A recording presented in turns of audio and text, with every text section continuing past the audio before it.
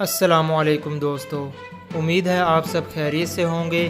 آج ہم پھر سے حاضر ہیں انفارمیٹیو لاؤنج کی ایک نئی ویڈیو کے ساتھ۔ امید ہے آپ کو آج کی ویڈیو پسند آئے گی۔ دوستو، کرکٹ کی دنیا میں بال ٹیمپرنگ کے متعدد واقعات پیش آئے، لیکن 4 زیادہ اہم ہیں۔ ان میچز میں بھارت، جنوبی افریقہ، آسٹریلیا اور پاکستانی کھلاڑیوں کے نام بھی سامنے آئے۔ زیادہ تر ٹیمپرنگ جس ٹیم کے خلاف ہوئی اس کا نام جنوبی افریقہ ہے۔ 1990 میں نیوزی لینڈ کے باؤلر کرس پرنگل بال ٹیمپرنگ کرتے ہوئے پکڑے گئے۔ انہوں نے اپنی غلطی کا اعتراف بھی کیا، مگر آئی سی سی اور امپائروں نے انہیں کسی قسم کی سزا دینے سے گریز کیا۔ انہوں نے فیصل آباد میں اپنی زندگی کی بہترین اننگ کھیلی، جب صرف 155 رنز کے عوض 11 وکٹیں لینے میں کامیاب رہے۔ پھر انہوں نے خود ہی اعتراف کر لیا کہ وہ گیند کو بوتل کے ڈھکنے سے ٹیمپر کرتے رہے۔ بال ٹیمپرنگ کا دوسرا واقعہ 1994 میں برطانیہ اور جنوبی افریقہ کے مابین میچ میں سامنے آیا۔ برطانوی کھلاڑی اپنی ہوم گراؤنڈ پر کھیل رہے تھے، مگر کپتان مائیکل ایتھرٹن کو جیت کی فکر تھی۔ اسی فکر میں وہ گیند کو مٹی سے گھستے ہوئے رنگے ہاتھوں پکڑے گئے۔ ان کی اس حرکت کی درجنوں تصویریں سامنے آ گئی۔ میڈیا نے انکار کے رستے ہی بند کر دیے، مگر کپتان ایتھرٹن بھی کم نہ تھے۔ بہت شاطر اور چالاک آدمی تھے۔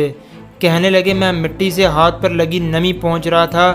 میں جیب میں پرانی مٹی رکھتا ہوں تاکہ میں ہاتھوں کا پسینہ اور گیند کی نمی دور کر سکوں۔ اگلا نام جو ہمارے پاس موجود ہے وہ ہے وقار یونس کا۔ سن 2000 میں بال ٹیمپرنگ کا الزام پاکستانی فاسٹ باؤلر وقار یونس پر لگا۔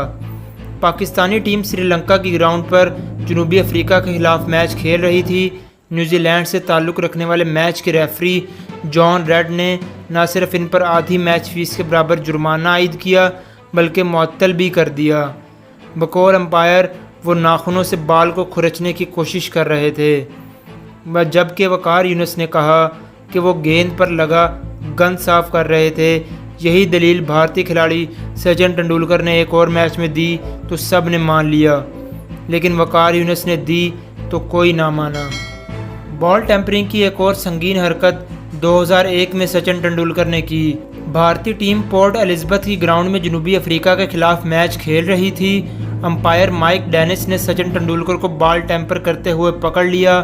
ٹی وی کیمروں میں وہ گیند کے اوپر سے کچھ صاف کرتے ہوئے پائے گئے۔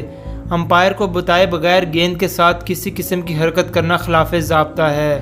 سچن تندولکر کو بھی اسی ضابطے کے تحت ایک میچ سے آؤٹ ہونے کا حکم ملا، مگر وہ اپیل میں چلے گئے جو آئی سی سی نے منظور کر لی۔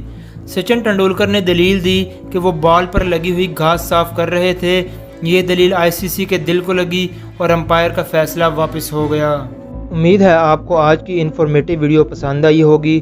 ویڈیو اچھی لگی ہو تو چینل کو سبسکرائب کرنا مت بھولیے گا اور بیل کے آئیکن پر ضرور کلک کیجیے گا تاکہ آپ کو ہماری ہر نئے آنے والی ویڈیو کا نوٹیفیکیشن مل سکے۔